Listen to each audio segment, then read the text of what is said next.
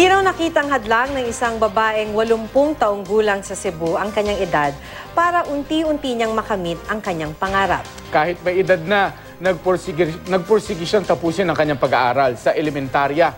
At kasabay pa niyang gumraduate ang kanyang apo. Makibalita tayo kay Luan May Rondina ng GMA Cebu. Masayang-masaya ang 80 taong gulang na si Lola Librada Himal. Nasa wakas, natapos niya ang kanyang 6 na taong pag-aaral sa elementarya. Sa pag-akyat sa stage ng Tisa Elementary School, nakuha niya ang atensyon ng lahat nang dumalo sa graduation. Mga bata, paningkamot din mo pag-eskwela kay taas lang yung kaugmaon. Kay ako ni eskwela gani ko nga tiguang na ko bisag ingnon ko sa uban nga wala na'y kapuslanan.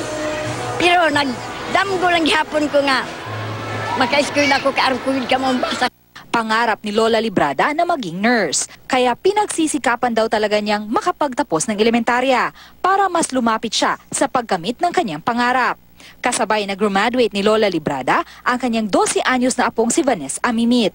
Kung ang iba may handang salo-salo matapos ang graduation, si Lola Librada naman nagmamadaling umuwi dahil may apo pa siyang babantayan. Itutuloy pa raw ni Lola ang kanyang pag-aaral. Sa Hunyo, papasok na siya sa grade 7. Luan May Rondina, Nagbabalita, Pilipinas.